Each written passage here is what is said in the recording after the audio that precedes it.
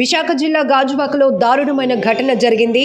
వామ్మో, విన్నా చూసినా కూడా ఒళ్ళు గగురుపాటుకు గురవ్వాల్సింది. ఎందుకంటే అంత వణుకు పుట్టే అత్యంత కిరాతకంగా జరిగినటువంటి హత్య తీరిది.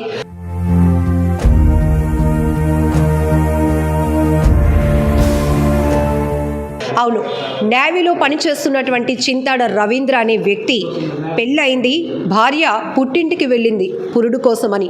ఇంతలోనే అప్పటికే మౌనిక అనే అమ్మాయితో పరిచయం ఉన్నటువంటి ఆ రవీంద్ర నిన్న అమ్మాయిని ఇక్కడ ఇంటికి పిలిపించుకున్నాడు.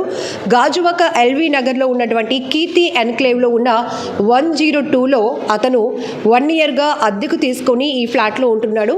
అయితే భార్య 1 మంత్ మాత్రమే ఇక్కడ ఉన్నారు. ఆ తర్వాత ఆమె గర్భవతి వల్ల పుట్టింటికి వెళ్ళినట్టు కూడా తెలుస్తోంది. ఎందుకంటే రీసెంట్గా ఆమె పాపకి కూడా జన్మనిచ్చినట్టుగా ఇక్కడ ఉన్నవారు కూడా చెప్తున్నారు. అయితే నిన్న తన ఎవరైతే సంబంధం కొనసాగిస్తున్నటువంటి మౌనికను ఇంటికి పిలిపించుకున్నాడు. ఇద్దరు సఖ్యతగానే ఉన్నట్టు తెలుస్తోంది. రాత్రి సమయంలో ఇద్దరి మధ్య డబ్బులకు సంబంధించినటువంటి ఒక గొడవ మొదలైంది. ఎప్పటి నుంచో ఆ అమ్మాయి మౌనిక తనని డబ్బుల కోసం వేధిస్తుందని, దానికోసమే ఆ వేధింపులు తట్టుకోలేకే ఆమెను తన కుటుంబం పరిస్థితులకు కానీ లేకపోతే వివాదాలకు ఇంకా కారణం కాకూడదనే హత్య చేసినట్టుగా పోలీసులకు చెప్పినట్టుగా కూడా తెలుస్తోంది. అయితే రవీంద్ర ఆ అమ్మాయిని నిన్న అత్యంత దారుణంగా హత్య చేసి ఆ అమ్మాయి బాడీని ముక్కలు ముక్కలుగా చేసి మూటలు కట్టాడు.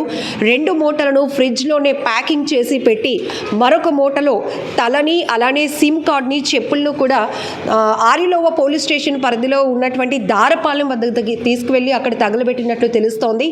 ఎంత దారుణమైన ఘటన అంటే ఇక్కడ చెప్పాలి, వివాహేతర సంబంధం ఎన్నాళ్ళ నుంచి కొనసాగుతుందో అనేది క్లారిటీ లేదు. కానీ మౌనిక కూడా విశాఖ జిల్లాకు చెందినటువంటి అమ్మాయే. అక్కయ్యపాలెం సమీప ప్రాంతంలో ఆమె ఉంటున్నారు. అలానే ఆ అమ్మాయి ఈవెంట్స్ చేస్తున్నట్టు తెలుస్తోంది. ఇప్పటికే కొన్ని ఈవెంట్స్కి సంబంధించినటువంటి ఆ అమ్మాయి ఈవెంట్స్లో పార్టిసిపేట్ చేసినటువంటి ఫొటోస్ కూడా రిలీజ్ అయ్యాయి. అయితే రవీంద్ర ఇక్కడ 1 ఇయర్ నుంచి అద్దెకుంటున్నప్పటికీ కూడా ఈ కీర్తి ఎన్క్లేవ్ దాదాపు 25 ఫ్లాట్స్ ఉన్నాయి. ఇతను ఫస్ట్ ఫ్లోర్ 102లో ఉంటున్నాడు. సో అతని బిహేవియర్ గురించి స్థానికులు చెప్తుంది ఏంటంటే అతను చాలా కామ్ గోయింగే, వస్తాడు వెళ్ళిపోతూ ఉంటాడు. బట్ ఇక్కడ ఎవరికెవరు పట్టించుకునేది కూడా తెలియదు. ఇంతకు ముందు నుంచి అమ్మాయి వస్తుందా రాదా అనేది కూడా మేము ఎవరూ పర్టికులర్గా చూడలేదు. కానీ నిన్న మాత్రం అమ్మాయి మధ్యాహ్న ప్రాంతంలోనే ఇక్కడికి ఆ అమ్మాయిని రప్పించుకొని రాత్రి వరకు ఇద్దరు ఇక్కడే ఉన్నట్టు తెలుస్తోంది. తర్వాత రాత్రి ఇద్దరి మధ్య ఏదైతే గొడవ మొదలైందో డబ్బుల విషయమై దాంతోనే అమ్మాయిని అడ్డు తొలగించుకోవాలి, ఇక తన లైఫ్లోనికి కానీ తన ఫ్యామిలీ విషయాల్లోనికి కూడా అమ్మాయి అడ్డు కాకూడదు అనే ఉద్దేశంతోనే హత్య చేశాను అన్నట్టు పోలీసుల ముందు అతను ఒప్పుకున్నాడు రవీంద్ర. ఇక్కడ ఒక్కసారి మనం చూస్తే కనుక హౌస్లో ఇదే ఫ్రిడ్జ్లో నిన్న ఇదే చోట అమ్మాయి లైవ్గా ఉంది, అతనితో ఉంది. అర్ధరాత్రి కొన్ని గంటల వ్యవధిలోనే శవం అయిపోయింది. అత్యంత దారుణంగా ఎవరైతే ఆ వ్యక్తిని నమ్మి వచ్చిందో మౌనిక, ఆ వ్యక్తి చేతిలోనే చెప్పుకోవడానికి కూడా అసలు ఎంత ఇబ్బందిగా, ఎంత దారుణంగా అంటే వణుకు పుడుతున్నటువంటి దృశ్యాలు ఇవి. ముక్కలుగా నరికేసి అమ్మాయిని శరీర భాగాలు విడివిడిగా వేరు చేసి ప్యాకెట్లు మూటలు కట్టి ఫ్రిడ్జ్లో కొన్ని భాగాల్ని మరొక కొన్ని భాగాల్ని తీసుకువెళ్ళి దారపాలెం దగ్గర తగలబెట్టేశాడు. అంటే ఎంత దారుణంగా జరుగుతోంది. అసలు ఈ మౌనికకి రవీంద్రకి పరిచయం ఎప్పుడు ఏర్పడింది, ఎలా ఏర్పడింది, ఇద్దరికి సంబంధించినటువంటి పూర్తి సమాచారం అయితే లేదు. కానీ రవీంద్ర పోలీసుల దగ్గర ఇచ్చినటువంటి ఇన్ఫర్మేషన్ ఆధారంగానే ప్రస్తుతానికైతే మనకు తెలుస్తోంది. ఇంకా క్లూస్ టీం రావాల్సి ఉంది. ఫోరెన్సిక్ ల్యాబ్ టీం కూడా వచ్చిన తర్వాత మరింత ముమ్మరంగా ఈ దర్యాప్తు అయితే కొనసాగబోతోంది.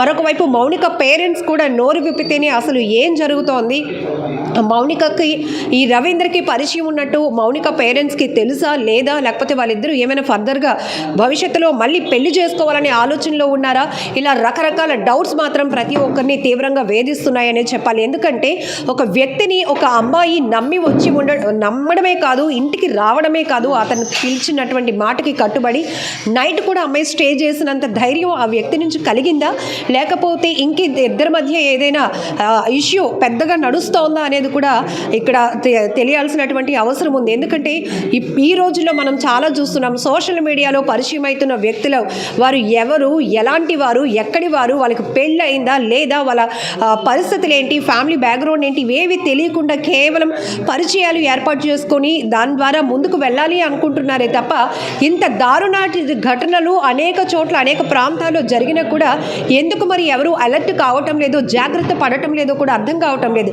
మొత్తానికి ఒక మనిషి రూపంలో ఉన్న ఒక క్రూరత్వం ఒక అమ్మాయి జీవితాన్ని అర్ధాంతరంగా అలా ముగించేయడమే కాదు, చెప్పుకోవడానికి కాదు. ఈరోజు మౌనిక తల్లిదండ్రులు ఎంతలా విలవిలలాడిపోతున్నారంటే కూతురు శరీరాన్ని అంటే చనిపోయినా కూడా ఆమెను గుర్తు పట్టలేనంత విధంగా ముక్కలు ముక్కలుగా పడి ఉన్నటువంటి తమ కూతురు శరీర భాగాల్ని చూసి విలపిస్తున్నారు, తీవ్రంగా రోధిస్తున్నటువంటి పరిస్థితులు కూడా ఉన్నాయి. ఇది ఎక్కడో జరిగినటువంటి ఘటన కాదు. బీ అలర్ట్గా ఉండాల్సిన పరిస్థితి ఉంది.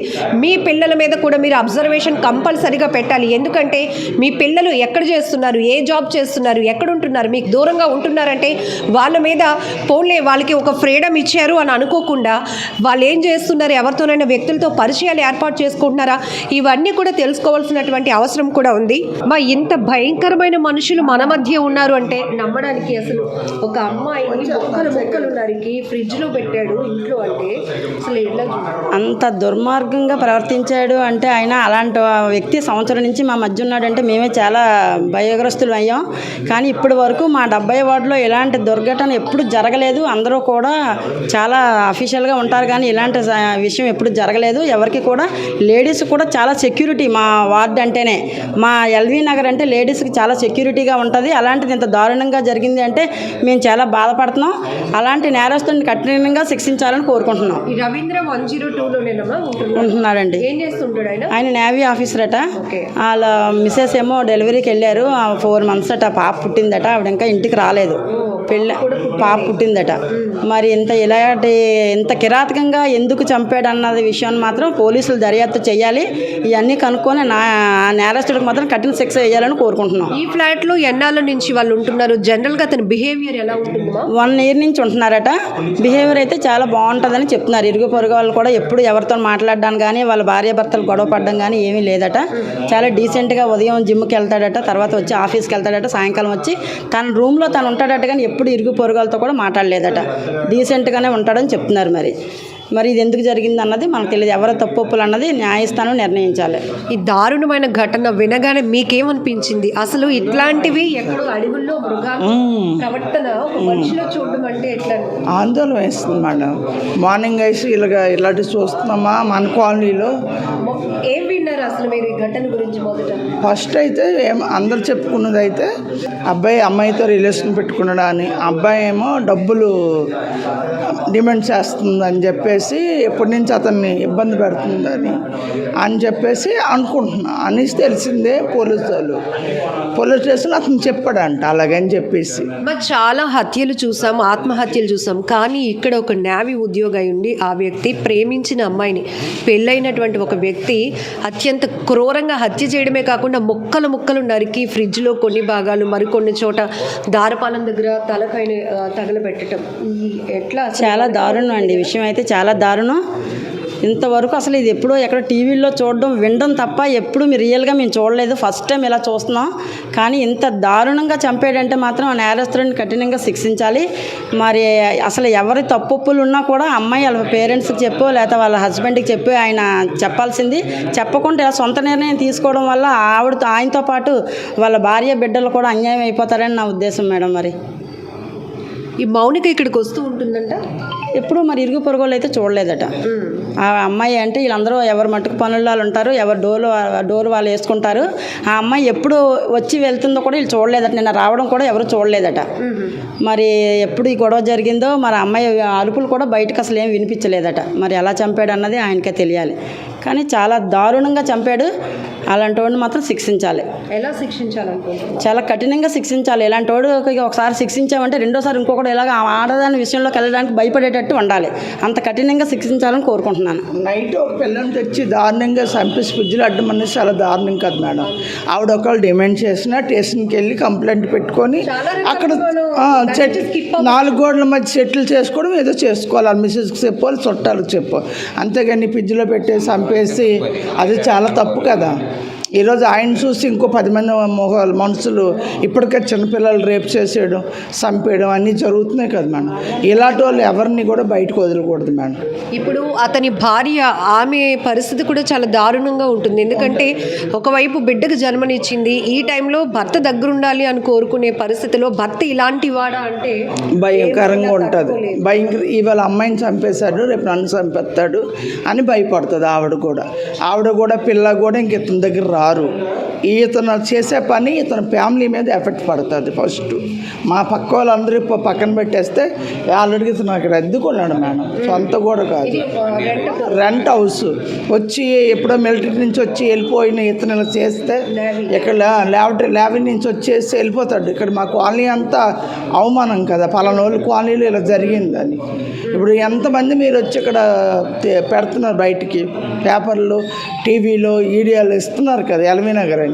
మాకు చెడ్డ పేరు కదా మేడం. ఇంకొక విషయం చెప్పండి, ఈ మధ్యకాలంలో అన్ని వివాహేతర సంబంధాలు, పెళ్ళైన వాళ్ళు మరొకరితో సంబంధాలు పెట్టుకోవడం. ఇక్కడ ఈ అమ్మాయి చనిపోయారు, చాలా దారుణంగా హత్యకు గురైంది పక్కన పెడితే, అమ్మాయిలు కూడా అసలు భయం ఉండటం లేదు. అసలు పెళ్ళయింది అని తెలిసిన, భార్య పిల్లలు ఉన్నారు అని తెలిసిన విచ్చలవిడిగా ఇట్లా రావడం కూడా ఆ అమ్మాయి ఆ ధైర్యం చేసి ఉండకుండా ఉండుంటే తప్పు. ఫస్ట్ అమ్మాయిదే తప్పండి. ఒక ఫ్లాట్లోకి వచ్చి నైట్ పూట ఆయనతో ఉండి అలా గొడవ పెట్టుకోవడం అనేది కూడా అమ్మాయిది తప్పే. ఎందుకంటే మొక్కలు ఆయన మత్తులు ఉన్నాడేమో, తాగిసి ఉన్నాడేమో. ఆ తాగిన మత్తులో ఎందుకు రావాలి? అమ్మాయికి పెళ్ళి ఉంది కదా, ఫ్యూచర్ ఉంది కదా, ఎందుకు ఇక్కడ రావాలి? సో ఇది చూస్తే కనుక విశాఖలో ఈ దారుణ ఘటన వింటేనే ఒళ్ళు వణుకు పుడుతుంది. ఒక నేవీ ఉద్యోగి అయి ఉన్నటువంటి రవీంద్ర గాజువాకలోని ఎల్వి నగర్లో ఉంటున్నారు. ఇదే ఈ 102 ఈ రీళ్ళు చేస్తున్నారు కదా, వాళ్ళు అవి తీసేయాలి మేడం. ఎందుకంటే దాని గురించే పరిచయం, ఈ అమ్మాయి అలాగే యాప్లో పరిచయం అయింది, దాని నుంచి ఇదంతా జరుగుతున్నాయి పరిచయాలు. అంటే ఇలా ప్రతి చూడండి ఎక్కడ ఇలా చంపడం అనేది సోషల్ మీడియా నుంచి జరుగుతుంది. పోలీసు గవర్నమెంట్ దాని మీద వ్యాక్సిన్ తీసుకోవాలి సార్. ముక్కు ముఖం తెలియలేని వాళ్ళు వాళ్ళని నమ్మేసి వాళ్ళ దగ్గర లావిష్ లైఫ్లో ఉంటే డబ్బులకి ఆశపడి ఇట్లాంటివి కూడా చాలా జరుగుతున్నాయి. ఇప్పుడు ఎక్కువ మీరు చూడండి మేడం, మొన్న ఒక అమ్మాయిని చంపిస్తారు రీల్ చేస్తే. డాక్టర్ అంటే అతనికి ఎంత ఆలోచన ఉంటుంది, అయినా అమ్మాయిని చంపేశాడు చూడండి. ఏంటంటే ఈ సోషల్, ఈ మీడియాలో ఇవి యూట్యూబ్ తీసేయాలి మేడం. దానివల్ల ఇది జరుగుతుందని నా ఒపీనియన్. ఇది యాక్చువల్గా మా మాయగారు హౌస్ అండి. ఇది 1 year అయింది. ఫస్ట్ తీసుకున్న తర్వాత ఎత్తున దిగారు. నేవీలో ఎలక్ట్రీషియన్గా పనిచేస్తారంటే, అంటే ఉదయం వెళ్ళి సాయంత్రం వస్తారండి. ఇప్పుడు దాకా ఆలోచన లేదు. వాళ్ళ మిస్సెస్ వచ్చి మన ఇంట్లోకి దిగిన తర్వాత 1 month ఉంది, తర్వాత డెలివరీకి వెళ్ళిపోయింది. 4 months పాప కూడా ఉందంట. 1 year అయింది. నిన్నటికి 1 year అయింది కరెక్ట్గా. 1 month ఉంది, డెలివరీకి వెళ్ళిపోయింది. తర్వాత రోజు వెళ్ళి డ్యూటీకి వచ్చేవారు. అంటే ఎవరితో ఇక్కడ న్యూసెన్స్ కానీ ఏమీ జరగలేదంటే ఇప్పుడు దాకాను. యాక్చువల్గా నిన్న మధ్యాహ్నం జరిగింది ఈ సిచ్యువేషన్. అంటే మన డిపార్ట్మెంట్ ఆ విషయం మనకు తెలియదు. డిపార్ట్మెంట్ వాళ్ళు వచ్చి చెప్పిన దాకా మనకు తెలియలేదు. మనకు వాళ్ళు మార్నింగ్ తెలిసింది. మా మాయగారు నాకు ఫోన్ చేసి మీ ఎల్వి నగర్లోనే ఇలా జరిగిందని. యాక్చువల్గా మా చుట్టుపక్కల ఎప్పుడు ఈ 70 వార్డు ఎల్వి నగర్లో కానీ మా వార్డులో కానీ అలాంటివి అయితే జరగలేదు ఇప్పుడు దాకా కూడాను. ఫస్ట్ టైం మా ఎల్వి నగర్లో కానీ ఇక్కడ పోలీసులు కూడా తిరుగుతుంటారు. ఇంత దారుణం జరిగిందంటే మాకు బాగా అనిపిస్తుంది. రేపు ఉదయం అలా సంఘటన జరుపుకుంటాను. సోషల్ వీడియో ద్వారా కూడా చాలామంది పాడవుతున్నారు. ఈ అపార్ట్మెంట్ పేరు కీర్తి ఇన్ఫ్లుయెన్స్. 25. ఇంతమంది మధ్య ఉండి కూడా అతనికి అంత ధైర్యం అంటే ఫస్ట్ ఫ్లోర్ కదా మేడం, మా మెట్లు ఎక్కేసి అలాగ వచ్చి కదా అని ఒక అవగాహన ఉంటుంది యాక్చువల్గా. తర్వాత వాళ్ళ ఫ్రెండ్కి ఎవరికో ఫోన్ చేశారంట. వాళ్ళ పేరెంట్స్ వచ్చాక పోలీసులు లొంగిపోమంటే ఆ పేరెంట్స్ లొంగిపోయారు. తల్లకాయ కూడా ఇక్కడ లేదు మేడం, తీసుకెళ్ళి వేరే దగ్గర ఇచ్చేసారు, తగలబెట్టేశారు. ఇదిగోండి ఓపెన్ చేసి చూస్తే ఫ్రిడ్జ్లోనే బాడీ ఉందంట. డిపార్ట్మెంట్ వాళ్ళు చెప్పారు. ఫ్రిడ్జ్ కూడా కనబడుతుంది. డిపార్ట్మెంట్ వాళ్ళు ఇంకా ఎంక్వైరీ చేస్తున్నారు. వచ్చాక మిగతాది ఏదైనా తెలుస్తుంది.